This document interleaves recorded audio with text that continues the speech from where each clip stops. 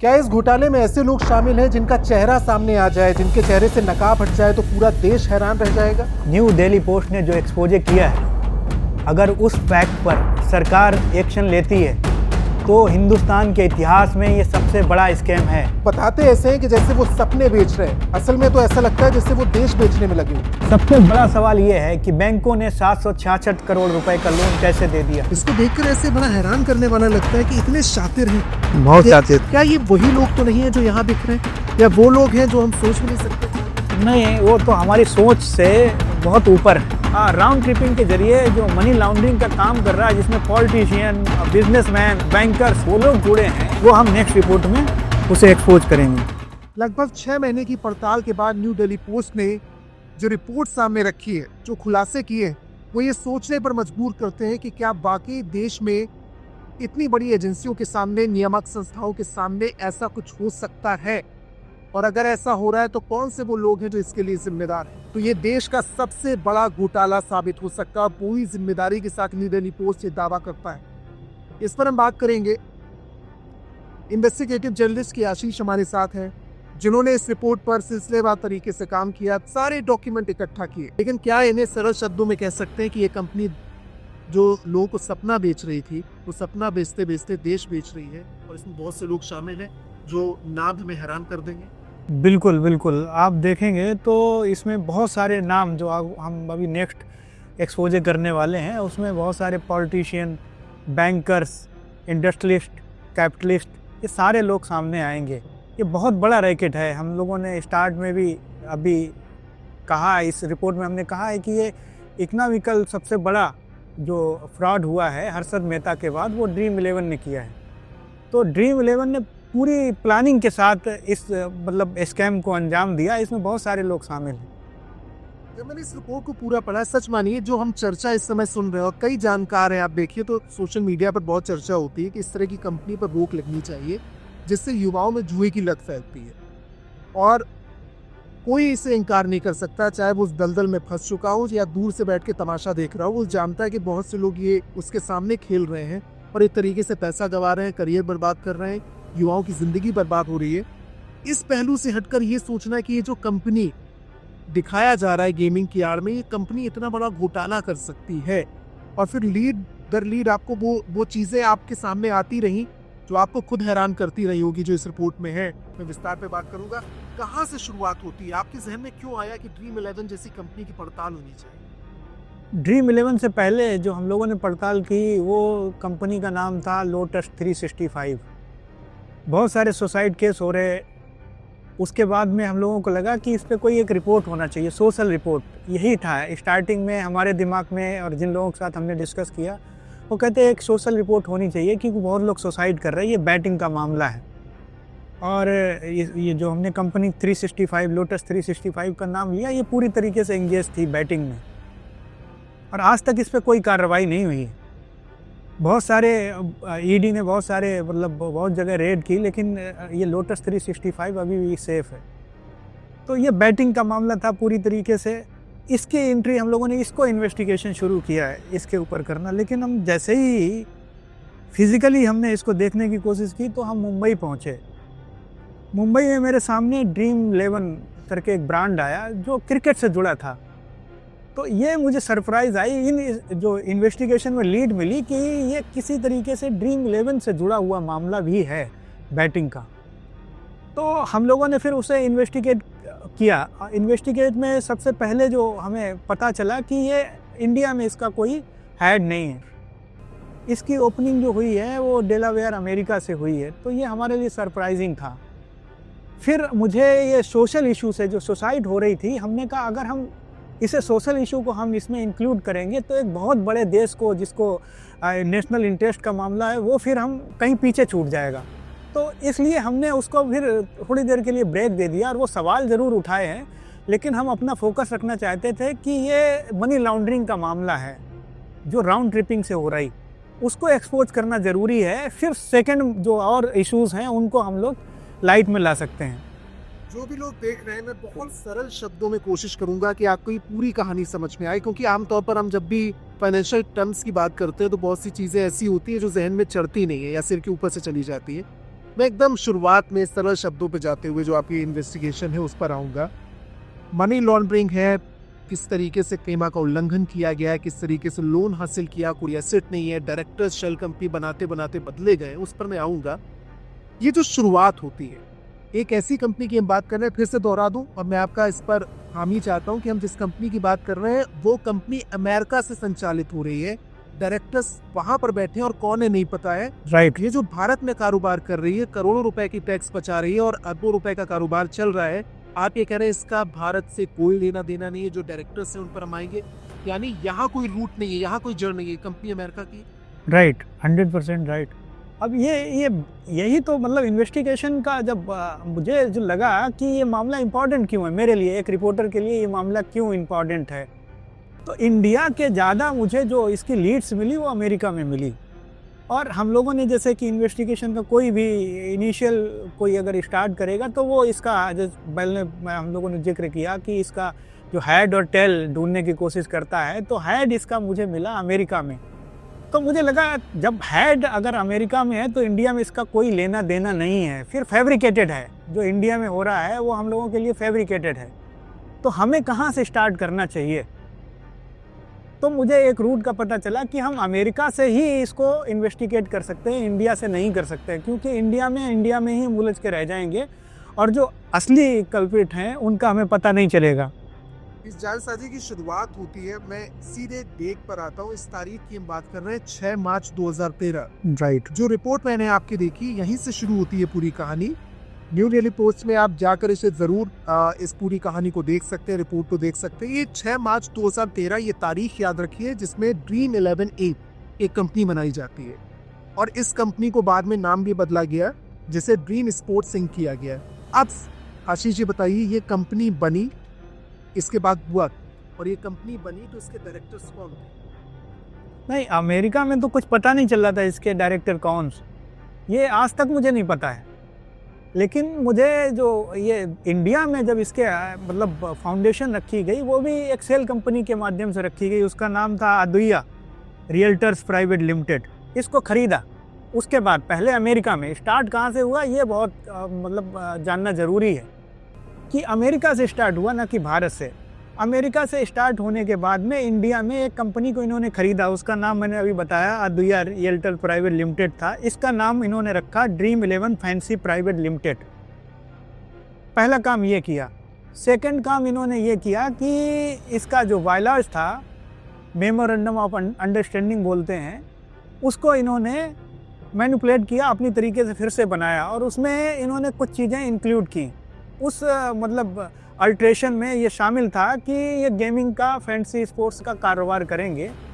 उसके साथ में कुछ चीज़ें और जोड़ी कि हम स्पोर्ट्स में ये ऐप लाएंगे, इस तरीके से उन्होंने इसमें अल्ट्रेशन किया। ये दो बातें हो गई। थर्ड बात जो है, तीसरी इन्होंने चेंज किया कि सबसे पहले जो कंपनी का एक नॉर्मल जो सेल कंपनी होती है उसका शेयर 1 लाख से स्टार्ट होता है, प्राइस होता है फेस वैल्यू 10 रुपये होती है। फेस वैल्यू तो वही रखी, इसकी इन्होंने संख्या बढ़ा दी और ये इक्विटी शेयर जो हो गए 25 लाख हो गए। सबसे पहले ये किया। इसके बाद फोर्थ काम ये किया कि इन्होंने सारे जो शेयर थे इनके पास में, भविष्य सेठ और ये दो चेहरे सामने आए, भविष्य सेठ और हर्ष जैन का, इन्होंने सारे शेयर ट्रांसफ़र कर दिए अमेरिकी कंपनी को, जो कि हेड था। तो टेल और हेड का हमें अभी हेड का तो पता चल गया, टेल में अभी भी कंफ्यूजन था कि टेल क्या है, क्योंकि इन्होंने सारा मामला तो फिर वहीं पे सारे शेयर ट्रांसफ़र कर दिए। मैं बहुत आसानी से समझते हुए इसको आगे बढ़ते हैं। 6 मार्च 2013, साल 2013 की हम बात कर रहे हैं। साल 2013 में मार्च में एक कंपनी अमेरिका में रजिस्टर होती है। ये जो जगह चुनी गई है रजिस्टर करने के लिए, जो टैक्स हैविंग जगह कही जाती है, ये आप बहुत ध्यान से सुनिए। डेलावेयर अमेरिका में ये कंपनी रजिस्टर होती है। इसका एड्रेस मैं रिपीट कर रहा हूँ क्योंकि ऑफिशियल एड्रेस ये दिया गया और कहानी घोटाले की, कहानी जालसाजी की यहीं से शुरू होती है। तो ड्रीम 11 इंक, जिसका नाम बाद में आपने जाना कि ड्रीम स्पोर्ट्स इंक किया गया, ये कंपनी रजिस्टर होती है officially 2711 Centerville road, suite 400 Wilmington, Delaware 19808 America के नाम पर। और ये टैक्स हेवन जगह पर जहाँ पर ये कंपनी रजिस्टर होती है। इसके एड्रेस की आपने पहले पड़ताल की। मैं आऊँगा डायरेक्टर्स पर। यहीं से सारा घोटाला घपला किस तरीके से आगे बढ़ना था उनको और क्या करना था भविष्य में, उसकी नींव यहाँ तैयार हो रही थी। इस कंपनी का एड्रेस ये नहीं निकलता है, ये एड्रेस सब निकलता है किसका? हाँ, ये कॉरपोरेशन सर्विस कंपनी का एड्रेस है, जिसे शॉर्ट में CSC कहते हैं। ये जब मैंने चेक किया कि ये एड्रेस जो है कि जहाँ कंपनी का रजिस्ट्रेशन ये बता रहे हैं वो असल में किसका एड्रेस है, तो मैंने ये सोच के ट्रेस किया कि यहाँ से इसकी ऑनरशिप मुझे पता चल जाएगी। लेकिन जब मैंने आगे मतलब बड़े इन्वेस्टिगेशन में तो मुझे पता चला कि यहाँ पे तो कॉरपोरेशन सर्विस कंपनी का रजिस्टर्ड ऑफिस है, इनका नहीं है। फिर मैंने सर्च किया ये कंपनी क्या करती है, तो मुझे पता चला यहाँ तो हज़ारों कंपनियाँ रजिस्टर्ड है, और ये जैसे जो ऑफशोर कंपनियों का ये एक तरीके से शेल्टर है, यहाँ पे शेल्टर दिया जाता है इस तरह की कंपनीज होती हैं उनके शेल कंपनियों को। और कागजात बनाने में और इस तरीके से ऑपरेट करने में मदद कर। हाँ, इसके बाद आपने इसी रिपोर्ट में आगे दिया हुआ है कि मैंने उसके बाद जो एड्रेस दूसरा मेंशन किया गया था एड्रेस चेंज करने के, मार्गबुल न्यू जर्सी का था। ये एड्रेस था 960 Holmdel road, building second, Holmdel New Jersey 07733। ये कंपनी का हेडक्वार्टर दिखाया गया था यूएस में, और आपने ये पाया कि ये एड्रेस भी गलत था। ये एड्रेस किस नाम का? ये दूसरा एड्रेस जो है ये एक ये अकाउंट फर्म है। हाँ, अकाउंट कंसल्टिंग फर्म है। ये भी हज़ारों लोगों को, इंडिया के जो लोग हैं ना, उनको सभी सेल कंपनियों को ये शेल्टर देते हैं। ये account Malhotra and Patel LLC करके एक कंपनी है, जिसमें मीत मल्होत्रा है, अतुल मल्होत्रा है और अनुराग पटेल हैं। भारतीय मूल की। हाँ, ये इंडियन NRI आप बोल सकते हैं। तो ये NRI हैं, ये केवल आपको अकाउंट फैसिलिटी इसको उपलब्ध कराते हैं। मैंने इनको भी सभी लोगों को मेल किया, इन्होंने आज तक कोई जवाब, एक कंपनी ने दिया, उन्होंने बताया CSC ने कि हमारे जो कस्टमर की गोपनीयता है ना वो बहुत मतलब इम्पॉर्टेंट है, हम आपको कुछ नहीं बताएंगे, आपको जो जानना आप इंडिया में उनके जो लोग आपको लगते हैं ऑनर हैं उनसे संपर्क करें। तो इन्होंने कुछ नहीं बताया मुझे।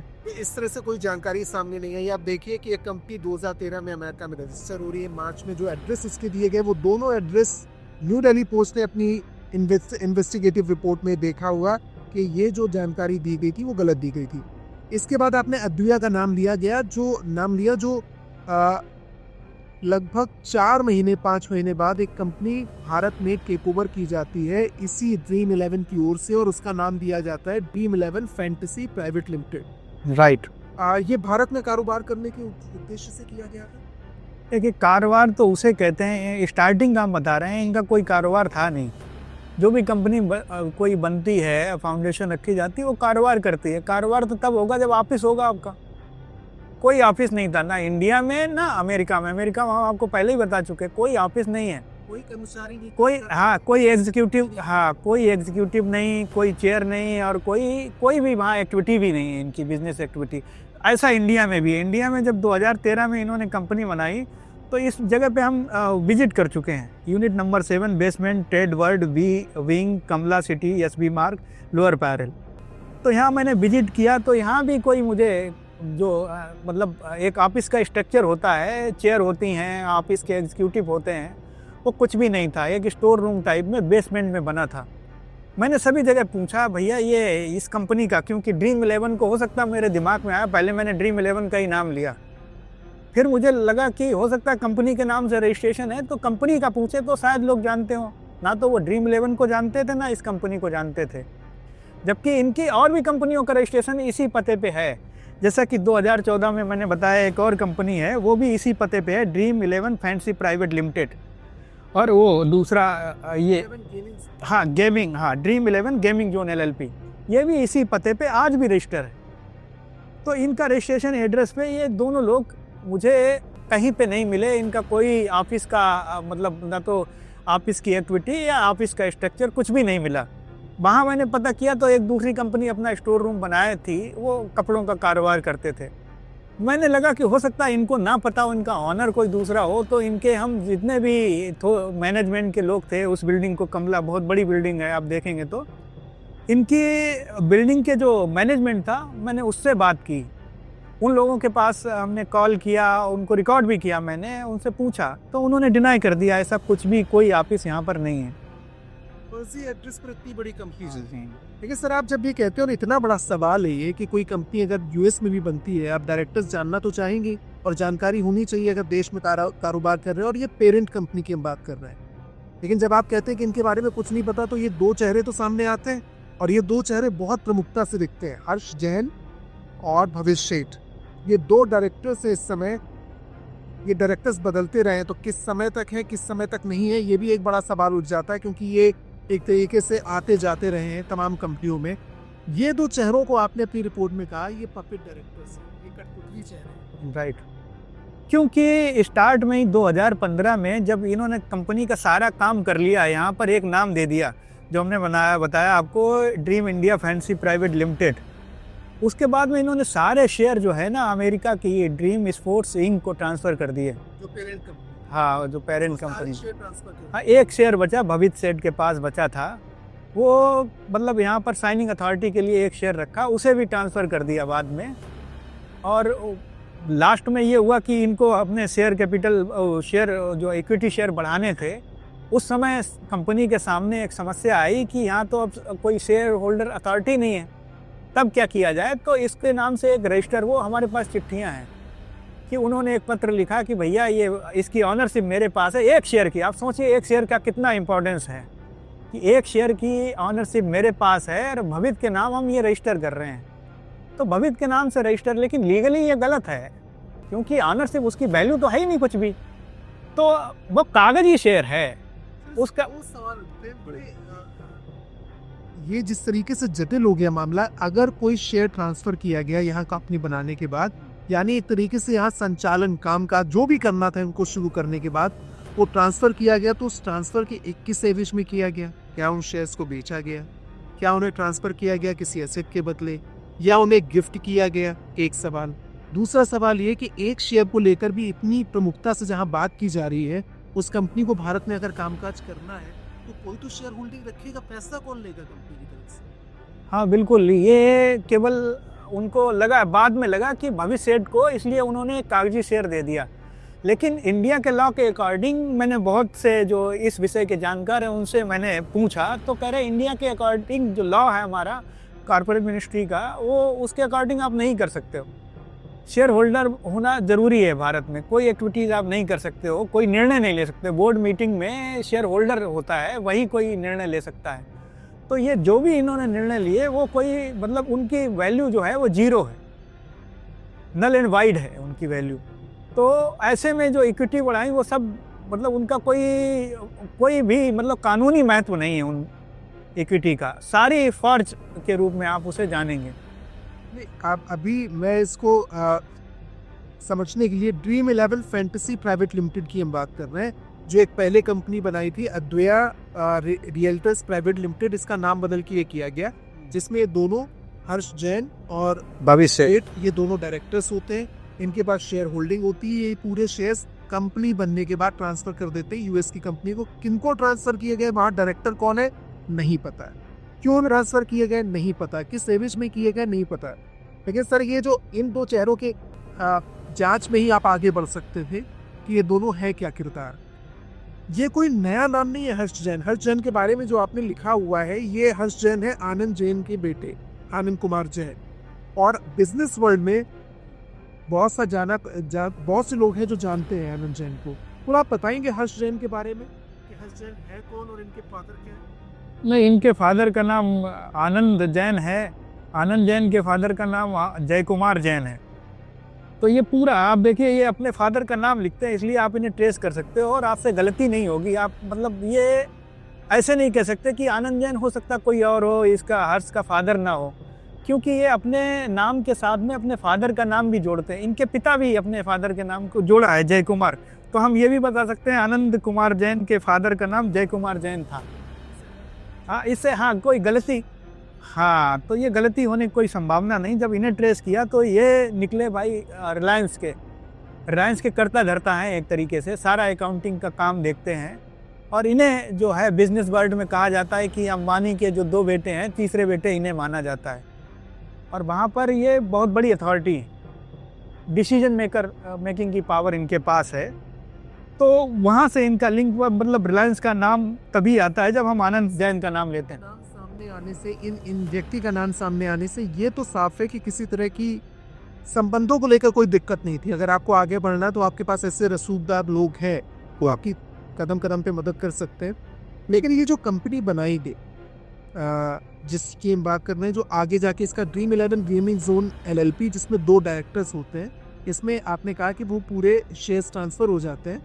फिर ये एक और कंपनी न्यूयॉर्क में रजिस्टर होती है, डेलावेयर में, और उसके बाद इन दोनों की जो आपने कहा कि ये जो हर्ष जैन और भविष्य सेठ हैं, ये धीरे धीरे अपनी जो ओनरशिप है, जो डायरेक्टर थी, ये धीरे धीरे कम करते थे 2015 में। ये तो सारे एक साथ दे दिया आपने तो 99.99 मतलब 99.99 सारे शेयर दे दिए, केवल एक शेयर बचा था इनके पास, कोई शेयर नहीं था। हर्षदेव ने तो सारे दे दिए थे पहले ही, और इसके भवित के पास एक शेयर था, भविष्य के पास एक शेयर था। अब ये देखिए कि इसी रिपोर्ट में आगे लिखा हुआ है, एक कंपनी और बनती है ड्रीम ग्रुप, और उसमें ये दोनों अपने फैमिली के साथ दोबारा डायरेक्टर्स बन जाते हैं। तो नहीं, डायरेक्टर तो बन सकते हैं, शेयर होल्डर दोनों में अंतर है। डायरेक्टर बन सकते हैं, डायरेक्टर का मतलब है कि हमारी कंपनी में भी कोई डायरेक्टर हो सकता है, वो एम्प्लॉय है। ये लोग दोनों, इनको सैलरी मिलती है, दोनों को, भवित को भी सैलरी मिलती है और इसको हर्ष जैन को भी। कैसे हुआ कि ये पूरे परिवार के साथ, और ये इन्हीं परिवार के बीच को ड्रीम 11 जो इंडिया में कारोबार कर रही है, कुछ शेल कंपनियां में जो डायरेक्टर्स हैं वो सब इधर ही घूम रहे हैं। ये शेयर होल्डर्स भी होते हैं और शेयर्स कम करते हैं यही लोग। अब इसको आपको देखना होगा, 2 चीज़ें इसमें इम्पॉर्टेंट हैं कि जिसमें जैसे जिनका नाम इन्होंने, जो गेमिंग जोन का नाम चेंज करके इन्होंने ड्रीम डियो किया है, तो ड्रीम डियो में अब ये बन रहे हैं डायरेक्टर, उसमें शेयर होल्डर हैं, ना कि इसमें शेयर होल्डर हैं। जो इस ड्रीम, इसके बाद में जो कंपनी बनी ना, ड्रीम 11 फैंसी प्राइवेट लिमिटेड के बाद में एक और 2019 में कंपनी बनी जिसका इसी का नाम प्राइवेट लिमिटेड, उसमें ये डायरेक्टर है। उसमें होल्डिंग तब तक नहीं है कि ये दूसरे ड्रीम डियो में डायरेक्टर और शेयर होल्डर है, ना कि इसमें। तो कंफ्यूजन नहीं होना चाहिए, इसलिए क्लियर करना जरूरी। लेकिन ये कंपनी बार-बार बदली क्यों गई? मैं लगातार रिपोर्ट देखता हूँ, इतने नाम याद नहीं रहते हैं। जैसे गेमिंग जोन बनती है, उसके बाद स्पोटा भी बन जाती है, उसके बाद ड्रीम डुओ भी बन जाती है, फ्यूमिस्टिक गेमिंग LLP। ये कंपनियों के नाम बार-बार बदले क्यों जा रहे हैं और डायरेक्टर्स सारे वही हैं? एक अपराधी अपना नाम क्यों बदलता है? बहुत सारे आप देखेंगे ना, अपनी पहचान छुपाने के लिए, अपना अपराध छुपाने के लिए अपना नाम परिवर्तन करते हैं। कोई सही आदमी अपना नाम कभी बदलता नहीं है। इसी से आप समझ सकते हो कि ये फ्रॉड लोग हैं, शेल कंपनियां हैं। इनका बिजनेस हमने बता दिया, स्टार्ट में कुछ नहीं था, वहाँ पर कुछ नहीं था। इन्होंने किस तरीके से पूरा एम्पायर खड़ा किया, कैसे ड्रीम 11 को अपना बिजनेस का सबसे बड़ा ब्रांड बनाया इंडिया में, वो सारी चीज़ें आपको इसी से समझ में आ जाएंगी कि इनके पीछे जो है ना, एक बहुत बड़ा कोई ऐसा चेहरा है जो इनके पीछे से पूरी मदद कर रहा है। लेकिन इनका असली कारोबार क्या? असली तो कुछ है ही नहीं, असल में कुछ नहीं है। कारोबार छोड़िए, आप बता रहे हो ऑफिस तक नहीं है। ऑफिस अभी 24 में इन्होंने लिया है, वो भी लीज पे ऑफिस है, जो अभी बताते हैं, जहाँ का प्रचार करते हैं वो लीज पे ऑफिस है, रेंट पे है, उसका भी ये रेंट दे नहीं पा रहे हैं। तो वो एक अलग इशू है, क्योंकि पैसे का, जैसे आपने बोला ना कि इनके लिए मैंने क्यों दूसरी स्टोरी को छोड़ा, आपने कहा कि बहुत सारे सुसाइड केस हो रहे हैं, वो हम उस पर डाइवर्ट नहीं। बहुत लोग क्वेश्चन पूछते हैं, प्रेस कॉन्फ्रेंस में हमसे पूछा कि आपका इस पे फोकस क्यों नहीं था कि मतलब इतने लोगों ने सुसाइड किया। तो जब हम सुसाइड की अगर बात करते हैं तो कितना बड़ा हिंदुस्तान में एक रैकेट चल रहा है राउंड ट्रिपिंग के जरिए, जो मनी लॉन्ड्रिंग का काम कर रहा है, जिसमें पॉलिटिशियन, बिजनेसमैन आपके और जो मतलब बैंकर्स, बहुत बड़ी बड़ी शख्सियत जो आप जिनको अपना आइडल मानते हो, वो लोग जुड़े हैं। और मतलब हम अगर इस पे फोकस कर देंगे तो डाइवर्ट हो जाएंगे, पहली बात। दूसरी बात ये हम लोगों को समझना ज़रूरी है, जब हम रिलायंस का नाम लेते हैं तो हम कहाँ ये कल्पना कर सकते हैं कि 50 रुपये के लिए कोई कारोबार करेगा। 10,000 भी अगर 10 मतलब आप 10 मिलियन भी मान लो इनके सब्सक्राइबर हैं, 50 से मल्टीप्लाई कर दो तो क्या इन्हें मिलेगा? ये कोई इतनी बड़ी कंपनियों के लिए ये बिल्कुल ऊँट के मुंह में जीरा जैसा अमाउंट है जो इससे कमाएंगे। तो वो लिंक नहीं होता कहीं पे, आप एक दूसरी नज़र से देखेंगे कैसे लिंक हो जाता है। तो ये स्टोरी दूसरी है, वो स्टोरी दूसरी है। वो सीधा सा राउंड ट्रिपिंग के जरिए मनी लॉन्ड्रिंग का कारोबार है, वही एक्सपोज करना था। जो क्राइम किया मुझे वो एक्सपोज करना था। सर आपने भी एक क्राइम को मैं जिस तरीके से देख रहा हूँ, फर्जी शेल कंपनियां बनाकर एक कारोबार भारत में किया जा रहा है, वहाँ तक समझ में आया कि इस कारोबार का कोई नेक्सस आप पकड़ नहीं सकते, यानी कोई सिरा नहीं पकड़ सकते, क्योंकि डायरेक्टर्स जो मेन बैठे हुए हैं यूएस में, आप वहाँ तक नहीं पहुँच सकते, उनके बारे में आपको नहीं पता है। भारत में जो लोग काम कर रहे हैं वो शेयर होल्डर्स बनते हैं और शेयर होल्डर्स कई बार अलग हो जाते हैं। बार बार कंपनियों के एड्रेस चेंज किए जा रहे हैं, बार बार कंपनियां चेंज की जा रही हैं। तो इंडिया में ही नहीं होता ऐसा, वहाँ भी होता है, अमेरिका में भी। इसी अब जो नाम था 2013 में, इनका नाम था ड्रीम 11 इंक नाम था। इसे 14 और 15 में इसका नाम कर दिया ड्रीम स्पोर्ट्स इंक। क्यों बदला नाम आपने? ये बहुत बड़ा सवाल है। तीसरा हमारा सवाल है, इसका कभी कोई जवाब मैंने पूछा भी कि आप बताइए, आपको इंडिया में बीसीसीआई और क्रिकेटर के साथ कारोबार करना था, इनको यूज करना था, फिर आपने अमेरिका में कंपनी क्यों खोली? उसका जवाब अभी भी दे दें। अभी भी पूछा मैंने, और अभी हमारे 2-3 खुलासे आने बाकी हैं, उसमें वहाँ तक आपको 1 महीने का टाइम है, तब दे दें कि आपका मोटिव क्या था अमेरिका में खोलने का। क्या जब इंडिया में आपको इंडियन कंपनी के साथ जुड़ना था, क्रिकेट के साथ जुड़ना था, बीसीसीआई के साथ जुड़ना था, यही आपका बिजनेस मॉडल था, तो अमेरिका में खोलने की क्या ज़रूरत थी? और अमेरिका में जो कंपनी खोली सर, उसके बारे में जानकारी तो दीजिए आप। उसको कोई जानकारी। संचालन कर रहे हैं जो कंपनी के असली कर्ता धर्ता है, जो यहाँ देश में कारोबार कर रहे हैं और 100% एफडीआई के साथ देश में जो पैसा लाया गया, उसको लेकर भी सवाल है, वो कौन लोग हैं। लेकिन अब फिर देखिए, मैं ड्रीम डुओ तक पहुंच गया। अभी 2 चेहरे हमें सामने नजर आ रहे हैं, हमें हर्ष जैन नजर आ रहे हैं और हमें भवित शेठ नजर आ रहे हैं। तो देश में ड्रीम 11 का कारोबार को फलने फूलने में मदद कर रहे हैं। यही बार बार शेल कंपनियां देश में बना रहे हैं और यही बार बार अपनी ओनरशिप छोड़ रहे हैं या शेयर्स अपने पास रख रहे हैं। फिर 2024 आते आते एक बार फिर से बदलाव होता है इस खेल में, और जो पुराने डायरेक्टर्स थे, जिनमें आपने बताया भी कि परिवार के लोग, और हमारे पास जानकारी है कि हर्ष जैन की पत्नी और भविष्य शेठ की पत्नी भी इसमें डायरेक्टर बन चुकी थी, ये सारे हटते। और सर, ये कोई नया नाम है, संभव शनिक मेहता, ये आपको बताते हैं कि ये कैसे प्लानिंग होती ये है, आ जाते हैं। प्लानिंग कैसे होती है। और कोई बहुत मास्टरमाइंड जो शतरंज का बहुत बड़ा चेस का खिलाड़ी होगा, मुझे लगता है वो भी ऐसी प्लानिंग नहीं कर सकता। आप 10 साल फ्यूचर का कैसे सोच सकते हैं? यानी ये किरदार हाँ, ये किरदार आपको इस कंपनी में था, ये जो 10 साल पहले बनाई थी, 2014 में हमने लिखा हुआ है ड्रीम 11 गेमिंग जोन LLP। हाँ, इसके सारे किरदार अब इसमें आ गए हैं। यानी 2014 में संभव शनिक मेहता ये डायरेक्टर थे। हाँ, इसके डायरेक्टर थे। Dream 11 gaming zone LLP, right. ने फिर बदला, हाँ, ड्रीम डुओ हुआ। इसके बाद एक नई कंपनी बनती है जिसमें पुराने डायरेक्टर हटते हैं और 2014 के संभव भाई साहब ये वापस आ जाते हैं। और ये भी हर्ष भी हैं अभी इसमें डायरेक्टर। हाँ, ये 14 के सारे डायरेक्टर आ गए। अब इन्होंने कंफ्यूजन करने के लिए, अभी आप सर्च करेंगे तो एक विदेशी को भी, उनका भी बड़ा नाम है, उनको जोड़ दिया है कि जैसे विदेशी वाला कंफ्यूजन दूर हो जाए कि हाँ डायरेक्टर, ऐसे थोड़ी ना होता, वहाँ दिखाओ ना कौन डायरेक्टर है। तो बहुत सारे डायरेक्टर इन्होंने जोड़ दिए, लेकिन मैक्सिमम डायरेक्टर वो हैं जो 2014 में इनकी कंपनी बनी थी। उसका भी आपने नाम लिया ड्रीम 11 गेमिंग जोन LLP, जिसका हम बता के आए हैं ना कि कमला जो वो एक सेंटर है बेसमेंटेड वर्ल्ड वी विंग में, कमला सिटी नाम से है, SB मार्ग पे, वहाँ कोई ऑफिस नहीं है। वहीं ये भी ऑफिस है, 2014 में बना था, कोई ऑफिस नहीं है। ना तो ड्रीम 11 का आप नाम लेंगे या किसी कंपनी का नाम ले लें, कोई नहीं जानता है। ड्रीम 11 का जो देश में कारोबार हो रहा है, अभी तक ये नहीं समझ में आया ये सब मोरे हैं, यही सब खिलाड़ी हैं, यही सब वहाँ की अमेरिका में रजिस्टर हुई कंपनी के डायरेक्टर्स हैं, यही मेन शेयर होल्डर है, या असल जो खेल खेल रहा है वो कोई और है। लेकिन एक चीज़ इसके बीच में आपकी रिसर्च में निकल कर आती है, और वो कंपनी का नाम है क्लोवर मीडिया प्राइवेट लिमिटेड। और ये आपने बताया कि जितने किरदार अभी तक हमने नाम लिए हैं, जितने भी लिए, आनंद जैन, उनके बेटे हर्ष जैन और भविष्य शेठ का नाम लिया, उसके बाद हमने नाम लिया है संभव मेहता का, ये सारे लोग इससे कहीं ना कहीं जुड़े हुए हैं। सारे जुड़ा, एक ही नेक्सस है जो बाद में आपको क्लोवर मीडिया में आके मिल जाएगा। ये पकड़े तो वहीं से जाएंगे ना।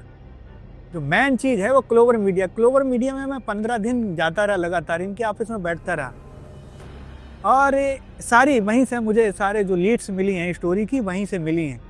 तो उस स्टोरी में वहाँ पर इनके सारे किरदार उस फर्म से जुड़े हैं। इनको लगा था यहाँ तक तो कोई पहुँच नहीं पाएगा, तो इनके पिताजी वहीं जुड़े हुए हैं। उन्हीं का नाम जब हमने इनका आनंद जैन का नाम लिया, तो उसी कंपनी के माध्यम से हम इस अपनी रिपोर्ट में दावा कर पाए कि आनंद जैन भी जुड़े हैं जो रिलायंस है। रिलायंस का नाम भी उसके बाद में आया। रिलायंस की कितनी भागीदारी है या दूसरी कंपनियों की कितनी भागीदारी है भी कि नहीं है, ये हम, हाँ, ये एक सवाल है, हम नेक्स्ट स्टोरी में एक्सपोज करेंगे वो कौन सा चेहरा है जो इन सब से जुड़ा हुआ है। लेकिन 2024 आते आते आपने देखा कि फिर से डायरेक्टर चेंज होते हैं। मेरा सवाल है कि 2024 आते आते इनमें से बहुत से लोग मीडिया में एक खबर फ्लोट करते हैं, वो कहते हैं कि होम कमिंग हो गई ड्रीम 11 की। जो कुछ लोग इस सवाल उठा रहे थे कि कंपनी बाहर की है, ये क्यों कहना पड़ता है और क्या इसके पीछे कोई रणनीति कि आप बता रहे हैं कि आप भारत के हो चुके हैं पूरी तरीके से, इसका आधार क्या है? इनसे पूछिए, इनसे पूछा किसने था? क्या आप बताओ। ये एक न्यूज़ इन्होंने फ्लोट की, मीडिया ने उसे चलाया, दूसरी न्यूज़ नहीं चलाएंगे। ये न्यूज़ इन्होंने चलाया कि घर वापसी कर ली। अब किस चीज़ की घर वापसी बताइए भैया? आरजेन ने की है, भविष्य सेठ ने की है। तो ये मतलब पहले कहाँ थे? इंडिया में क्या कर रहे थे? ये स्पोटा जो टेक्नोलॉजी उसमें क्या कर रहे थे? वो तो घर की कंपनी थी। तो घर की कंपनी ने घर वापसी की या ड्रीम स्पोर्ट्स इंक ने घर वापसी की या दूसरी फ्रॉड कंपनियां उन्होंने की, वो कुछ भी क्लियर नहीं है। इसके साथ इन्हें ये भी क्लियर करना था, अगर किया तो ये भी क्लियर करना था जो 99.99% होल्डिंग है ड्रीम स्पोर्ट्स इंक की, वो भी ट्रांसफ़र हुई कि नहीं हुई। वो कुछ नहीं बताया, केवल कहा घर वापसी। अब मैं बताता हूँ घर वापसी ये क्यों कह रहे हैं। वो घर वापसी इसलिए कह रहे हैं, जो हमने एक कंपनी का नाम लिया ड्रीम फैंसी प्राइवेट लिमिटेड, इसके जो पुराने शेयर जो भी लोग थे डायरेक्टर वगैरह, वो फिर सब घर में आ गए, सारे घर वाले जुड़ गए, उसमें आर जैन के पिता भी जुड़ गए, आनंद जैन जुड़ गए। तो ये इस हिसाब से मेरे जो हमारी दृष्टि है उस हिसाब से कह रही है, ये घर वापसी इस हिसाब से हो गई। वो घर वापसी नहीं, वो फ्रॉड है। देखिए सर, ये पूरी कहानी जो आपकी रिपोर्ट से मुझे निकल कर आई, इसको देखकर ऐसे बड़ा हैरान करने वाला लगता है कि इतने शातिर हैं, बहुत शातिर। इतने 2013 में कंपनी बनाई, देश में कंपनी बनाई, वहाँ नाम बदला, यहाँ नाम बदला, यहाँ शेयर होल्डिंग वहाँ ट्रांसफर हो गई, वहाँ कौन बैठा नहीं पता। ऐसे में सवाल उठेगा कि एक किरदार, दो किरदारों की मैं बात कर रहा हूँ। मैं बात कर रहा हूँ हर्ष जैन की और हम बात कर रहे हैं भविष्य सेठ की। उम्मीद करता हूँ कि ये भी सुन रहे होंगे, ज़्यादा एजेंसियाँ भी सुन रही होगी। बिल्कुल सुनना भी चाहिए। हर्ष जैन इतनी चालाकी से काम करते हैं कि कहीं पर भी वो फ्रंट फेस नहीं है। अगर फ्रंट फेस है भी तो कहीं सिग्नेचर नहीं कर, कोई जिम्मेदारी कंपनी के अपने ऊपर ले नहीं रहे। एक तरीके से वो कहीं से फंस ना जाए उसकी तैयारी कर रखी है। वहीं भविष्य सेठ है जो कि अपने पास शेयर होल्डिंग भी रखते हैं। ये जो लोन लेने में कामयाब होगी कंपनी, वहाँ सिग्नेचर भी कर देते हैं। ये कई जगह सिग्नेचर कर देते हैं, ये यूएस तक पहुँच जाते हैं। ये कम ज्ञान है इनको या बलि का बकरा बनाने की तैयारी है और फंसने वाले। ये तो 100% फंसेंगे, ये जेल जाएंगे। मैं बार बार कहता हूँ ये जेल जाएंगे, क्योंकि इन्होंने एक पपेट की तरह ये यूज हो गए। मैं मतलब बहुत मैंने इनके बारे में रिसर्च की। इन्होंने बहुत अच्छे एजुकेशन लिए, विदेश से भी पढ़े हुए हैं। इतना एजुकेशन लेने के बाद में इतनी बड़ी मिस्टेक कैसे कर सकते हैं, ये बड़ा सवाल है।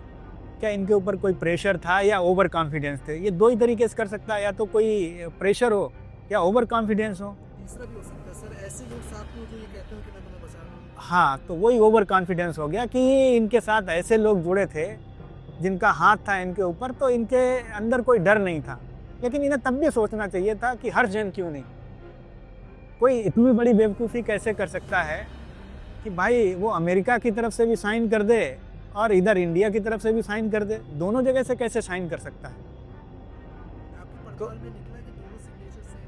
हाँ, एफएसएल से भी मैंने उसको चेक कराया और खुद भी, अगर आप भी देखेंगे ना, हमने तो इसलिए कराया क्योंकि हम सारी चीज़ें ऑथेंटिक देना चाहते थे। हमें प्रिंट करना था, अपने रिपोर्ट को पब्लिश करना था, दुनिया के सामने रखना था। कोई हम गलती इतनी बड़ी कंपनी के साथ करना नहीं चाहते थे। तो जो भी हमने इसमें फिगर दिए हैं या वर्ड दिए हैं, तो सिंगल वर्ड भी इनकी रिपोर्ट से मैंने उसे कोट किया है, हमारा कुछ भी नहीं है। तो जब हम 100% श्योर हो गए कि ये साइन जो हैं वो एक ही आदमी के, तब हमने पब्लिश किया। लेकिन आप देखेंगे तो आपको समझ में आ जाएगा ये भवित नहीं किए हैं, दोनों भवित के ही साइन हैं।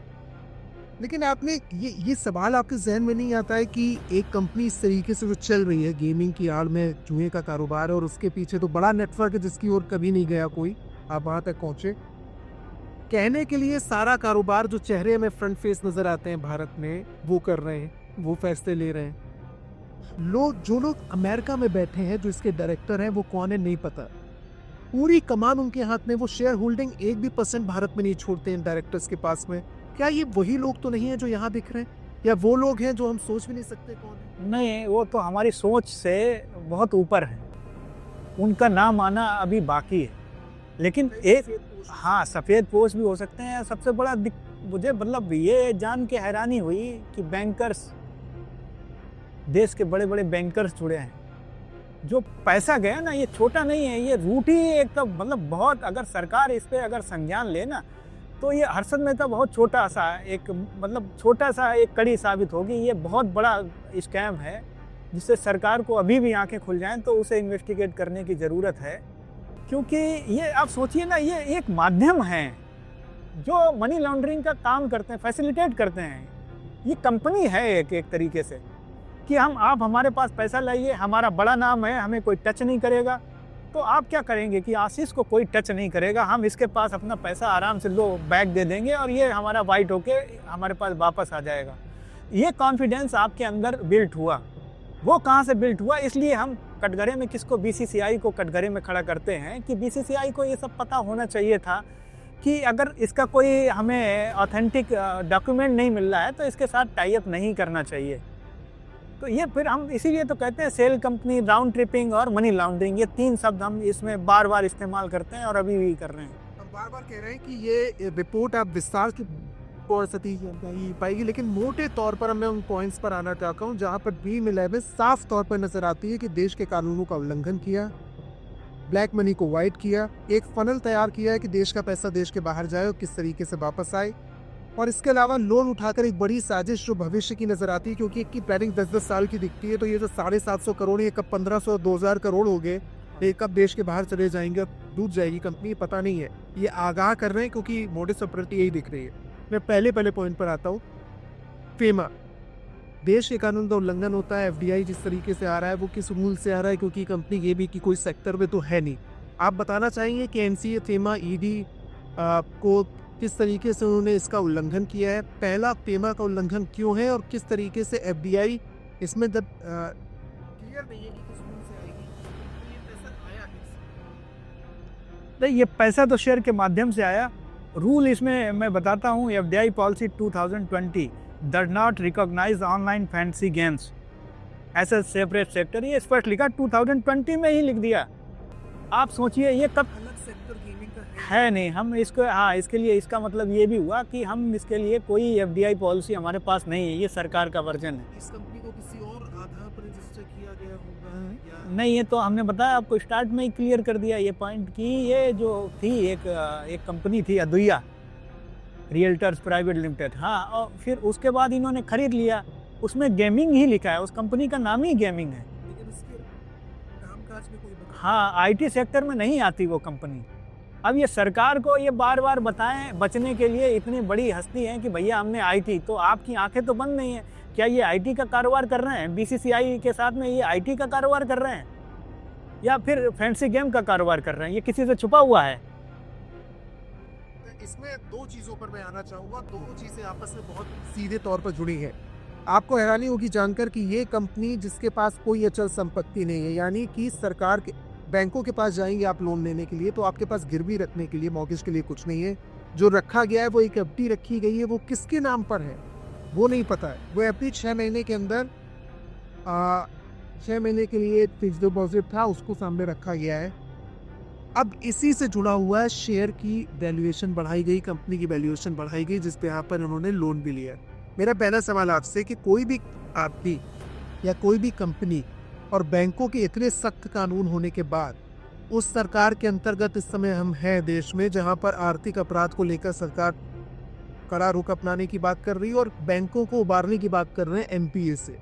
ऐसे वक्त में बिना किसी गारंटी के 750 करोड़ 766 करोड़ का लोन कैसे मिल जाता है? और सब नामी बैंक हैं जिन्होंने लोन दे दिया ड्रीम11 को, कोई जांच पड़ताल नहीं। सर, इनके पास कुछ भी नहीं था। ये तो मतलब इनका फिक्स्ड एसेट, जिसे अचल संपत्ति बोलते हैं, इनके पास नहीं है ना। इन्होंने मॉर्गेज की है, इनको केवल क्रिकेट के नाम पे उस पर लिखा हुआ है।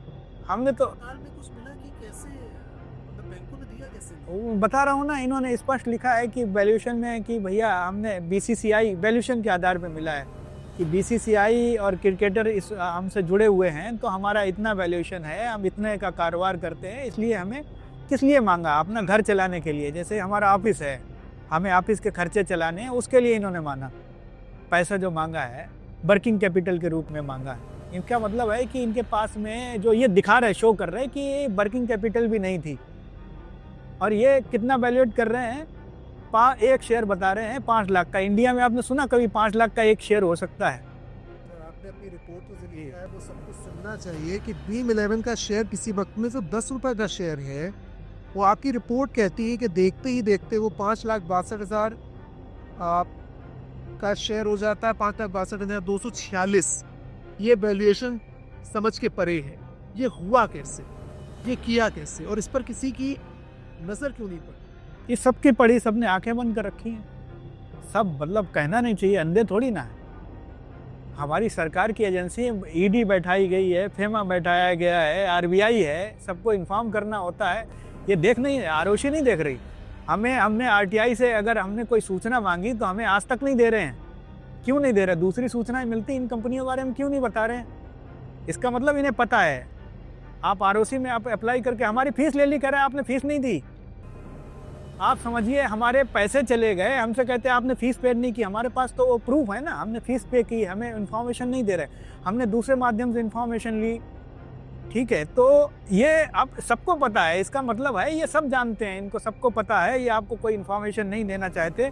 किस तरीके से किया गया, ये आपका सवाल था, तो हम बता रहे हैं the same day discounted cash flow, ये लिखा है वैल्यूएशन रिपोर्ट में कि डिस्काउंटेड, जिसे शॉर्टकट में बोलते हैं DCF, valuation by register valuer Shashank Mallu. इन्होंने जो हम बता रहे हैं ना, रजिस्टर वैल्यूअर सरकार ही अपॉइंट करती है, ये कोई साधारण आदमी नहीं होते। सीए पहले बनते हो, हाँ सरकार की ओर से हाँ, मतलब उसका एक प्रोसीजर है। जैसे सीए बनता, सीए के बाद में वैल्यूअर आप तभी बन पाओगे जब आप रजिस्टर्ड होगे। तो ये रजिस्टर्ड वैल्यूअर है। इनका नाम है Shashank Mallu. Established the company total equity value 58,876.64 crore. ये इन्होंने कितने इक्विटी शेयर की? 1,47,169 आउटस्टैंडिंग शेयर। ये इन्होंने DCF के कैश फ्लो हो रहा है उसके अकॉर्डिंग ये वैल्यू निकाली है। उसमें इन्होंने इसका बार बार हम जिक्र करते हैं, हमें दुख भी होता है कि BCCI इनसे क्यों जुड़ गई। हमारे क्रिकेटर इनसे जुड़े हुए हैं जिनसे भारत प्यार करता है, तो BCCI को ऐसा नहीं करना चाहिए था। मैं ये भी पढ़ रहा हूँ आपकी इस रिपोर्ट में, जो भी पड़ताल हुई उसमें आप कह रहे हैं कि ICC, BCCI और IPL से जो कंपनी ने से जुड़ी जो टाई अप हुआ है, उसकी वजह से भी कंपनी का वैल्यूएशन बढ़ने को तर्कसंगत कराया गया, यानी कि जस्टिफाई जबरदस्ती जस्टिफाई किया गया। वैल्यूएशन इसलिए हो गया क्योंकि हम BCCI से जुड़े, हम ICC से जुड़े, बड़े IPL प्लेयर्स से भी जुड़े हुए, इस वजह से वैल्यूएशन 10 रुपए से आप 5,10,000 के समथिंग पहुंचा ले जाए। हाँ, तो बैंकों से पूछिए ये कि भैया वैल्यूएशन दूसरे के आधार पर बढ़ा रहे हो, उनके पास तो कुछ है नहीं एसेट्स, हम कल रिकवरी करेंगे तो क्या करेंगे? क्यों दे दिया बैंकों ने पैसा? कुछ भी नहीं है उनके पास। बॉन्ड लगे हैं, वो भी ऐसी फैब्रिकेटेड बॉन्ड हैं। फिक्स डिपॉजिट कहीं भी इन्होंने कुछ रखी है तो वो फिक्स डिपॉजिट है जो मैच्योर होने वाली है। यानी कि बैंकों ने जो भी नियम कानूनों का पालन होना चाहिए था वो नहीं किया। कौन से बैंकर्स इसमें शामिल है, किस तरह के कमिटमेंट के आधार पर ये लोन दिया गया, क्या गारंटी ली गई, वो सब आपने देख लिया। मैं बैंकों का नाम दोहराना चाहता हूँ क्योंकि आपको पता होना चाहिए कि इतना बड़ा फ्रॉड चल रहा है, जिसमें बड़े बैंकों से तो उम्मीद आप करते ही है कि कम से कम वो पड़ताल करेंगे। इसलिए कोटक है, इसमें बार्कलेज है, RBL है, AU है, CSD, एक्सिस बैंक है, यस बैंक है, NBFC है, कई इंडिया बुल्स हाउसिंग फाइनेंस का आपने नाम दिया हुआ है, आपने Indo star capital finance limited का नाम दिया है, तो श्रीराम सिटी यूनियन फाइनेंस का नाम दिया हुआ है। ऐसा तो हो नहीं सकता सर। ये तो ऐसा लगता है कि कोई सिंडिकेट है क्या जो इस तरीके से लोन दिलाने का काम कर रहा है। ये सिंडिकेट तो है, सब आपस में जुड़े हैं। यही तो मैं कह रहा हूँ, कि ये बहुत बड़ा नेक्सस है। ये पूरा रूट जो मनी लॉन्ड्रिंग का पूरा नेक्सस है, इसी से चल रहा है। सारा पैसा मुंबई जाता है, मुंबई से फिर इन कंपनियों में लगता है, फिर वो अमेरिका जाता है, अमेरिका से वाइट होके इंडिया आ जाता है। और जो भी आप पैसा आप देखते हैं ना कि ब्लैक मनी का कहाँ से फिर वाइट होके इन लोगों के पास आ रहा है, तो ये सारे लोग वही मिलेंगे। 279 का जो फिगर आता है, ये मुझे लगता है कि कोड वर्ड टाइप का है। 279 कोई कंपनी का नाम नहीं है। जब इनमें लिखा जाता है ना, तो ये बोलते हैं कि इसको जो भी ये हैं तो वो 279 पर्सन है, क्योंकि वो LRT लिखते हैं उसके साथ। LRT का मतलब है जो फेस है उनको दिया गया 279। एक कंपनी का नाम होता है और LRT का नाम होता है। तो 279 LRT इंडिया की तरफ से, ड्रीम 11 की तरफ से नहीं बता रहे। ड्रीम 11 का LRT करके नहीं आता है। इंडिया में और कंपनियों का जैसे दो कंपनियां हमने नाम लिया था, एक multiples private equity fund LLP है, इसे 3,029,961.68 पर शेयर का दिया गया। इन्होंने 14.77 करोड़ रुपए तो सेम डे दे दिया था। ठीक है, दूसरी कंपनी एक और है, उसका नाम मैंने पहले लिया है शायद, तो उस कंपनी को भी इसी वैल्यू पे शेयर दिया। वो वहाँ की कंपनी है, साउथ इंडिया की, मद्रास मद्रास के आसपास उसका ऑफिस है, जगह का नाम मैं भूल रहा हूँ, त्रिची में उसका ऑफिस है। उसने भी करीब 98 करोड़ रुपए इनको तुरंत ट्रांसफ़र कर दिए, जैसे शेयर लिए, और सबने 3,29,961 रुपये 68 पैसे में ख़रीदा है।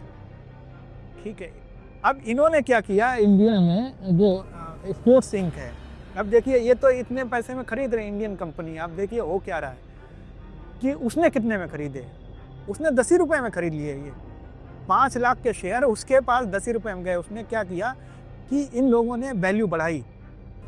एक बार ये चंद्रकांत रुपरेलिया करके हैं जो वैल्यूअर, हाँ, जिन्होंने वैल्यूएशन किए, इन्होंने वैल्यू बढ़ाई तो 3,09,300, और उन्होंने स्पष्ट कर दिया, भैया ये हम कोई आपको बैंकिंग कारोबार या किसी से लोन लेने के लिए या कहीं पे इसका बिजनेस मॉडल्स में यूज़ करने के लिए हम नहीं कर रहे हैं। आपको ज़रूरत है कि आपको कंपनी का ये वैल्यूएशन चाहिए, तो हम उसका हम ये वैल्यू निकाल रहे हैं, वो भी किसके बिहाफ पे, वो हम बीसीसीआई। फिर उन्होंने बीसीसीआई का नाम, बार 3 वैल्यूएशन रिपोर्ट है, तीनों में आप बीसीसीआई का नाम देखेंगे। हाँ बिल्कुल। अच्छा, एक चीज और जो आप कहते हैं कि अंत्योदया कमर्शियल प्राइवेट लिमिटेड है, जिसने 2,933 शेयर खरीदे। ये जो इस रिपोर्ट में आपने एक चीज और कही है, वो एक तरीके से बड़ी साजिश की ओर इशारा करती है कि कोई भी कदम जो इस गेमिंग कंपनी ने उठाया देश में और देश के बाहर, वो एक लंबी प्लानिंग के तहत किया गया। तो इनको क्या अंदेशा था कि आज नहीं कल कानून के हाथ इन तक पहुंच सकते हैं, जर्नलिस्ट के हाथ इन तक पहुंच सकते हैं। आप हैरान होंगे जानकर कि जो जानकारी एड्रेस की छुपाई गई वो सिर्फ वहीं तक नहीं है।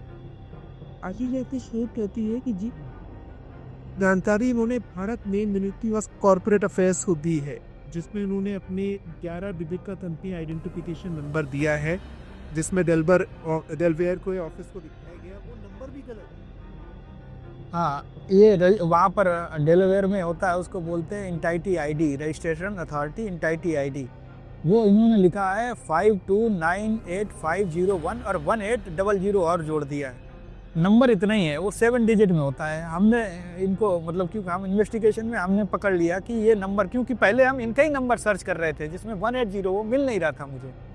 फिर मैंने ये नंबर निकाले, ड्रीम स्पोर्ट्स इंक के ओरिजिनल नंबर निकाले, तो उससे मुझे देखा कि ये कुछ तो सिमिलर लग रहे हैं। दोनों को चेक किया कि ये स्टार्टिंग के डिजिट जो हैं वो सेम हैं, बाकी के जो 4 डिजिट हैं वो मिल नहीं रहे हैं। तब मुझे पता चला कि यही जो स्टार्टिंग वाले 7 डिजिट हैं ये ओरिजिनल हैं, यही होते हैं, बाकी इन्होंने इसको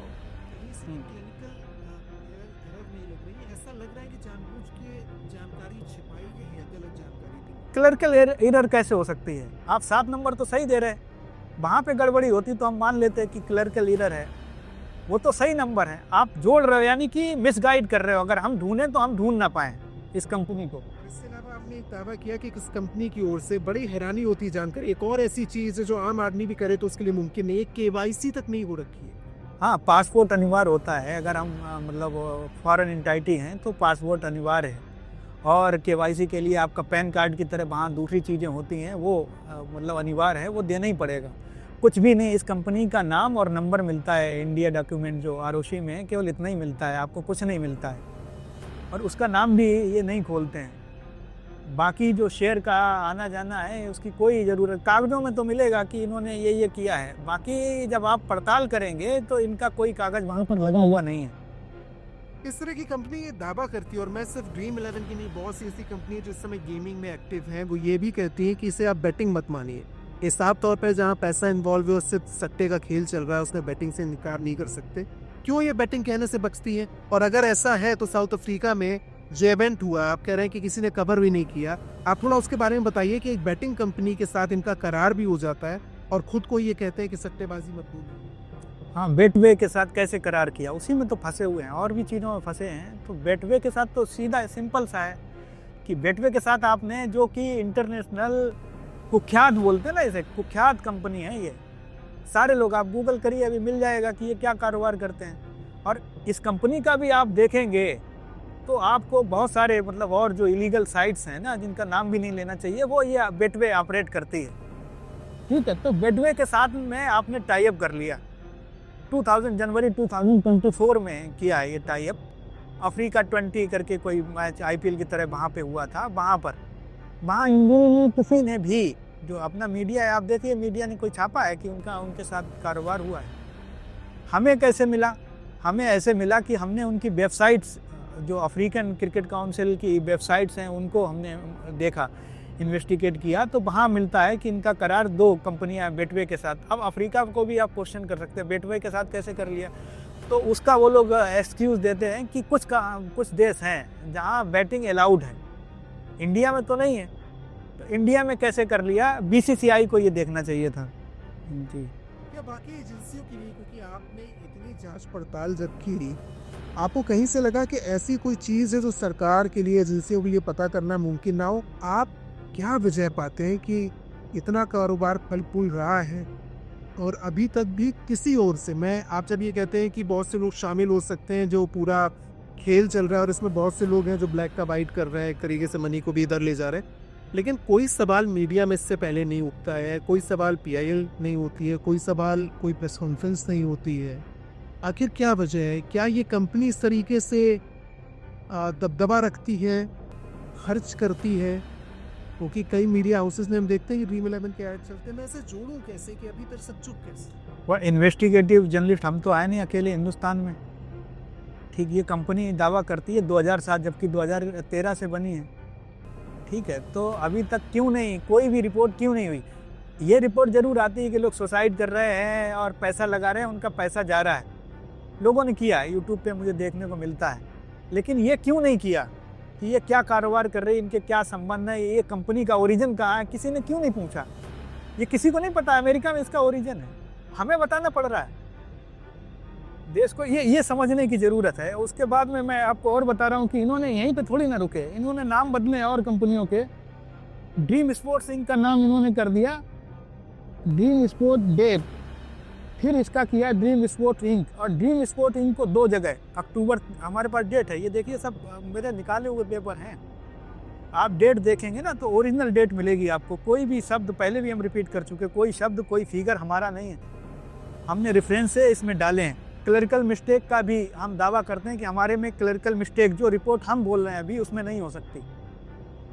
और आपने जैसे कहा कि ऐसी फाइंडिंग मिलती हैं, तो मुझे, जब हम मतलब अपना थोड़ा सा बता रहे हैं कि मैं राजस्थान पत्रिका में था, तो प्रत्युष जैन हमारे संपादक होते थे, हम जब लिखते थे ना, तो वो बोलते थे तुमने ये क्यों लिखा कि ऐसा संभावना है, या फिर ऐसा हो सकता है, या ऐसा हमें बताया गया है। एक रिपोर्टर की जिम्मेदारी होती है, वो रिपोर्ट कर रहा है तो वो क्लेम करे कि ऐसा ही है, और मैं उन्हीं की बात को मान के क्लेम करता हूँ कि जो भी लिखा है वो बिल्कुल सत्य है और ऐसा ही है। वो राउंड ट्रिपिंग और मनी लॉन्ड्रिंग में इन्वॉल्व हैं, जो मैं कह रहा हूँ वो बिल्कुल ऑथेंटिक रिकॉर्ड पे कह रहा हूँ, ऐसा हुआ है, ऐसी संभावना नहीं, ऐसा हुआ है। आप जो कह रहे हैं, अगर उन फैक्ट्स को जाया जाएगा और कोई भी एजेंसी जांच करती है इस बात की, तो इसमें कोई दो राय नहीं कि देश का बहुत बड़ा घोटाला निकलेगा। इसमें कोई दो राय नहीं कि जो लोग इसमें शामिल हैं उनकी गिरफ्त तक कानून पहुंचेगा और उन पर कार्रवाई होगी। लेकिन ये भी साफ है, मैं अभी तक जो रिपोर्ट देख रहा हूँ, कि ये बिना किसी बड़े नेक्सस के, बिना किसी गठजोड़ के, बिना किसी संरक्षण के, बिना किसी ऊपरी सहयोग के संभव नहीं है। इस देश में आम व्यक्ति को अगर कोई भी छोटा लोन लेता है तो उसके तमाम पेपर्स चेक होते हैं और उसके बाद भी उसकी क्रेडिबिलिटी देखकर, क्रेडिट स्कोर देखकर लोन मिलता है।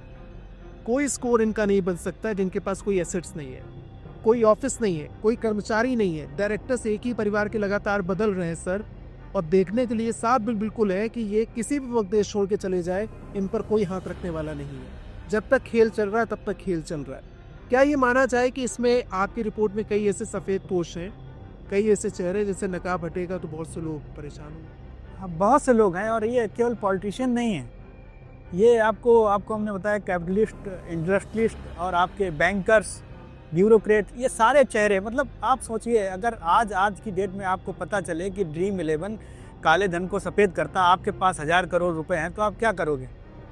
आपको पता है उसे बीसीसीआई उसके साथ में है, बड़े बड़े लोग हैं, उस पर कोई हाथ नहीं डालेगा, सबसे सिक्योर पैसा है आपका। और आज भी पता चल जाए, और इस रिपोर्ट के बाद ही पता चलेगा, तो उन्हें इतना एहसास होगा जिसके पास ब्लैक मनी है कि अभी भी लगा दो, सरकार कुछ नहीं करेगी। मतलब ये कहीं ना कहीं से भरोसा है कि कोई कार्रवाई नहीं होगी। इसीलिए तो वो कारोबार, वो बिजनेस कर रहे हैं, काले धन को सफ़ेद करने का ये कारोबार कर रहे हैं। यही तो हम बोल रहे हैं कि मनी लॉन्ड्रिंग और राउंड ट्रिपिंग के जरिए यही कारोबार कर रहे हैं। ये उनका पैसा नहीं हो रहा, उनके लिए तो बहुत छोटी सी चीज़ है। ये सारे देश का जो पैसा है वो सारे लोग इस माध्यम से ये बिजनेस कर रहे हैं काले धन को सफ़ेद करने का। मैंने जो सवाल उठाए इस रिपोर्ट में देखने के बाद एक एक चीज़ तक हमने पहुंचने की कोशिश की, और ये बिल्कुल साफ है कि अगर कोई कंपनी बनाए देश के बाहर जाकर देश में कारोबार करने के लिए, सही वक्त पर यहाँ पर भी कंपनी बनाए, कंपनियों के नाम बदलते रहे, डायरेक्टर कौन है देश के बाहर ना पता हो, यहाँ बदलते रहे, तो आप ये कहेंगे पहली नज़र में ही फ्रॉड का मामला है। इसमें कोई दूसरा विकल्प बचता ही नहीं कि आपको फ्रॉड ना बोला जाए और आप पर कार्रवाई की जाए।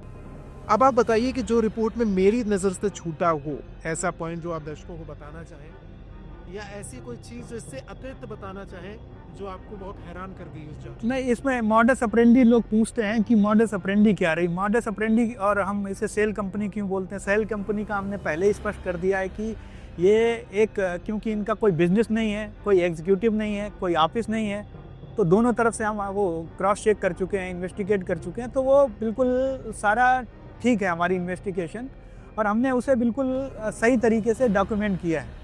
तो वो तो स्पष्ट है कि ये सेल कंपनियां हैं जो अमेरिका में 100% सेल कंपनियां। ये अभी इन्होंने ऑफिस ले लिया तो इनका एक चेहरा दिखता है, तो आपको लगता है बड़ी कंपनी, लेकिन अंदर की सच्चाई तो हमने लिख दी है, तो आप देख लीजिए। एक व्यक्ति अपनी जिम्मेदारी लेकर नहीं रखा, दूसरे व्यक्ति ने ली है, तो वो भी वक्त पर सरेंडर करना। देखिए, ये सबसे पहले ही जानना ज़रूरी है, हम जब स्टोरी को बताते हैं कि राउंड ट्रिपिंग का हम बार बार इस्तेमाल कर रहे हैं शब्द का, तो ये राउंड ट्रिपिंग होता क्या है? राउंड ट्रिपिंग बेसिकली जब आप सिंगल, कोई इंटाइटी हो या कोई बड़ी कंपनी हो या कोई पर्सन हो, वो एक ही तरफ से, मतलब उसके ऑनरशिप एक ही हो और वो खुद से ही कारोबार करता है, एक सर्कल बनाता है। हम कहीं गए और फिर हम वहीं से वापस आ गए, जब ये सर्कल क्रिएट करता है तो उसे हम राउंड ट्रिपिंग कहते हैं। तो इस कंपनी में आप देखेंगे कि ये सारा मामला जो है, इनका किसी और के सेवरल जो हैंड होते हैं कंपनियों के और दूसरे के साथ अपना बिजनेस करते हैं, इनका बिजनेस और किसी के साथ हो ही नहीं रहा। विदेश में केवल एक ही कंपनी है, उसका पहला नाम है ड्रीम 11 इंक। उसके साथ, उसके बदले नाम की हम बात नहीं कर रहे कि उन्होंने 4-5 और उस नाम से बना रखे हैं, उनके साथ ही कारोबार होता है, तो इसलिए हम इसे राउंड ट्रिपिंग कहते हैं। और वो कौन कंपनी है? वो सेल कंपनी है। तो सेल कंपनी के साथ में इधर का शेयर उधर और उधर का शेयर इधर, इस तरीके से ये कारोबार करते हैं, इसलिए हम इसे राउंड ट्रिपिंग कहते हैं। पूरा मामला मैं अगर इससे देखूं, क्योंकि वैल्यूएशन तो इतनी बढ़ाई गई है जो कल्पना के परे है, जिसमें 56,000% की ग्रोथ दिखाई गई है शेयर्स में, लेकिन पूरा मामला मोटे तौर पर कितने का है?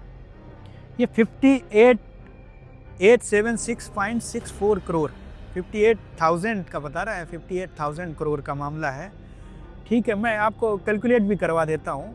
ये शेयर हैं 1,47,169, ये आउटस्टैंडिंग शेयर हैं। अब कैसे हुआ है इसको ये भी मैं समझा देता हूँ कि इनकी भाषा में किस तरीके से हुआ, वो मैं बताता हूँ आपको। जो इन्होंने लिखा वो एग्जैक्ट बताता हूँ। On 31 December 2021 Dream Sports Inc, India की बात नहीं कर रहे हैं हम कर रहे हैं किसकी बात? यूएस कंपनी की बात कर रहे हैं। Dream Sports Inc was allotted 279 CCPS 800 each. CCPS को हम पहले ही बता चुके हैं कि प्रेफरेंस शेयर जो कंपलसरी कन्वर्टेड होते हैं, कंपलसरी कन्वर्टेड प्रेफरेंस शेयर। ठीक, these were converted into 12,969 equity share on 15 February 22 and formally issued on 28 March. The 27,900 investment was transferred into 72.95 crore. ये तो इनिशियल आपका 27,900 जो हुआ, मतलब जो इनके इक्विटी का बनाया जो 10 रुपये का था, वो अब इसकी वैल्यू कितनी होगी? 72 करोड़ 95 हज़ार रुपये, 72 करोड़ 95 लाख रुपए। ये बर्थ हो गई कितने की? 27,900 की। अब सोचिए कि इक्विटी कितनी थी उस समय, जिनकी जो हम डेट बता रहे, उस समय हमने इक्विटी बताई है, इक्विटी शेयर थे 1,47,169, ये उस समय शेयर थे, जिसकी वैल्यू कितनी थी जो अभी जो कैलकुलेट की गई। और ये जो फिगर हम बता रहे हैं ये हमारा फिगर नहीं है, ये चार्टर्ड अकाउंटेंट साहब का फिगर है। इसकी वैल्यू थी 1,62,246 ये इसकी वैल्यू थी उस समय। तो अभी मैं चार्ट दिखा रहा हूँ, ये हमारे चार्ट नहीं है, ये भी किसके चार्ट हैं जो मैंने अपनी किताब में भी लगाया, इसमें मैगजीन में भी लगाया, न्यू दिल्ली पोस्ट की जो मैगजीन लॉन्च की है, ये चार्ट है इनका। ये चार्ट मेरा नहीं है, मैंने क्रिएट भी नहीं किया है। तो इस चार्ट को सीए की जो वैल्यू रिपोर्ट है उससे मैंने निकाला है। इसमें मैं बताता हूँ उन्होंने क्या लिखा, जो एग्जैक्ट लिखा है ना वही मैं बता रहा हूँ कि इनके शेयर कितने थे। ड्रीम स्पोर्ट्स इंक के डेट भी लिखी है 2022 में, 24 फरवरी 2022। ड्रीम स्पोर्ट्स इंक के पास शेयर थे 1,31,189 शेयर, जिसकी वैल्यू थी 10 रुपीज़। तो उस समय कितने का हो गया, टोटल हो गया जाके 1,31,01,089 रुपीज़ हो गया। ठीक है, अब इन्होंने वैल्यू कर दी 5,79,479। ठीक है, जो शेयर की वैल्यू, इसको अगर मल्टीप्लाई कर देंगे तो इनकी वैल्यू हो गई जाके मिलियन में, हम बता रहे 588,766.44 मिलियन। अभी सिंपल तरीके से मैं आपको समझा दूं, इन्होंने सीए साहब ने भी समझाया है, आप उसे आप देख सकते हो, DCF मेथड से निकाला जो वैल्यू इसकी जो ड्रीम स्पोर्ट्स इंक की वैल्यू अभी वर्तमान में 2022 की कर दी कि वो मालिकाना हक उनके पास हो गया। तो इन्होंने स्पष्ट लिखा है कि इनके पास शेयर कितने थे, ये मैं आपको दिखाता हूँ। नंबर ऑफ डिल्यूटेड शेयर 1,47,169 ये शेयर थे। वैल्यू कितनी थी, फेयर वैल्यू पर शेयर कितनी थी, 5,62,246। अब इन दोनों का मल्टीप्लाई कर दो तो मल्टीप्लाई वाली भी जो फिगर आएगा वो इन्होंने लिखा है 588,766.44 मिलियन। अब मिलियन को आप करोड़ में आप कन्वर्ट कर लो, 58,000 करोड़ समथिंग ये इक्विटी का जो है इनकी वैल्यू हो गई। 1,000 करोड़, और ये आप बता रहे हैं 22 की रिपोर्ट है। अब 22 में इन लोगों की स्थिति जान लो, किसके पास कितने शेयर थे वो भी जानना आपके लिए ज़रूरी है। ये हमारी रिपोर्ट नहीं है, ये उन्हीं की है। ड्रीम स्पोर्ट्स के पास सारे शेयर आपको दिखेंगे।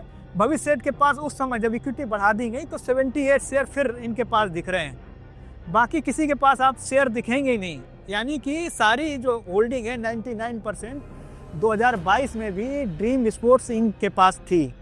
यानी अमेरिका से जो कंपनी चल रही है, जो हम बार बार कह रहे हैं, जिसका कोई अता पता नहीं है, उस कंपनी के हाथ में सारे शेयर्स हैं। भविष्य शेयर के जो आपने 78 शेयर्स की बात की, उसकी वैल्यू लगभग 4 करोड़ 38 लाख के आसपास आती है, लेकिन 58-56 हज़ार करोड़ की हम बात कर, और हम बात कर रहे हैं 2022 की रिपोर्ट के अकॉर्डिंग 2024 तक और खेल हो चुका है। कौन लोग इसमें शामिल है, इसके लिए भाई हम कहते हैं कि तो हमारे पास जितनी चीज़ें हैं उसके आधार पर आप इन्वेस्टिगेटिव रिपोर्टिंग के आधार पर रिपोर्ट कर सकते हैं, आप तथ्य सामने रख सकते हैं। लेकिन सरकार के हाथ में एजेंसियां हैं, सरकार के हाथ पे सब कुछ है कि वो 24 घंटे के अंदर सच देश के सामने रख सकते हैं। तो उम्मीद तो हम ये करेंगे कि ये जो सच है, ये सिर्फ जुए को रोकने वाली बात नहीं हो रही। जो सच है कि देश को जो खोखला किया जा रहा है इस तरह के कामों से, जिस तरीके से ब्लैक मनी को वाइट किया जा रहा है, जिस तरीके से मनी लॉन्ड्रिंग हो रही है, जिस तरीके से बड़े बड़े बिजनेस घराने ऐसे फनल में जुड़ जाते हैं जहां पर पैसे को इतनी आसानी से आप वाइट कर सकते हैं, टैक्स बचा सकते हैं, टैक्स हेवन ले जा सकते हैं, और इस तरह की मोडिस ऑपरेंडी पर अगर रोक नहीं लगाई गई तो भविष्य में और कंपनी आ सकती हैं और भी कारोबार इस तरीके से कल खुल सकता है। इस रिपोर्ट को अगर आप पूरा पढ़ना चाहते हैं तो या तो आपके हाथ में मैगजीन होनी चाहिए, न्यू दिल्ली पोस्ट, ये पहला अंक है जिसने इस रिपोर्ट को सामने रखा है। इसके अलावा आशीष जी, अगर वेबसाइट से जाना चाहें तो कैसे लोग जाकर इसको, newdelhipost.co.in करके हमारी वेबसाइट है, आप उसको ये हमारी पूरी रिपोर्ट देख सकते हैं। इसके अलावा आपके कोई भी सवाल हो ड्रीम 11 को लेकर, जिस तरह की गतिविधियाँ चल रही है देश के अंदर, अभी तक कार्रवाई क्यों नहीं हुई, आपका कोई सुझाव हो, आपकी कोई राय हो, आपने इस बारे में जो कुछ पढ़ा और जाना उसके आधार पर आप कुछ कहना चाहें तो वेलकम है। कमेंट बॉक्स में हमें ज़रूर बताएं, इस वीडियो को लाइक करें और शेयर ज़रूर करिए, क्योंकि जिनके कानों तक ये बात पहुंचनी चाहिए, जिनकी आंखों तक ये रिपोर्ट आनी चाहिए, वो आनी ज़रूरी है। कम से कम देश के लोगों का जागना ज़रूरी है, जिससे कि ऐसे किसी भी कारोबार को रोका जा सके जिसका कोई आधार ना हो, क्योंकि इस सब देश को खोखला करेगा। और हम इस वादे के साथ जा रहे हैं आशीष जी कि हम अगली रिपोर्ट में जब हम बैठे तो कुछ और शहरों के नाम सामने हाँ बिल्कुल, अभी तो हम, हाँ बिल्कुल बिल्कुल, अभी हम आनंद जैन को हमने बिल्कुल, क्योंकि किसी का नाम ऐसे रखना ठीक नहीं होता है, पूरा इन्वेस्टिगेशन करके उनकी प्रतिष्ठा जुड़ी होती है, वो ठीक है कि नहीं है। आनंद जैन को हमने देखा जब 100% वो क्लोवर मीडिया के थ्रू हमें मिल गए कि इनकी एसोसिएशन इनके साथ इस्टेब्लिश हो गई, तभी नाम लिया। और उनका बाद रिलायंस का नाम इसलिए आ रहा कि वो उस कंपनी में हैं, उनके साथ उनका एसोसिएशन है। लेकिन हम पूरा रिलायंस को अभी नहीं कह रहे हैं, हमारी और इन्वेस्टिगेशन चल रही है, और कौन कौन सी कंपनियां हैं, कौन से चेहरे हैं, वो हम नेक्स्ट रिपोर्ट में उसे एक्सपोज करेंगे। चलिए, बहुत बधाई है, बहुत शुक्रिया इस तरह की रिपोर्ट के लिए। इस तरह की इन्वेस्टिगेटिव जर्नलिज्म की देश को ज़रूरत है, और उम्मीद करते हैं कि आप भी इस पर अपना सुझाव ज़रूर शेयर करेंगे। इस वीडियो को लाइक ज़रूर करिएगा। इस वादे के साथ हम जा रहे हैं कि अगली बार हम जब मिलेंगे तो कुछ और विस्फोटक खुलासा करेंगे Dream11 को लेकर। जय हिंद।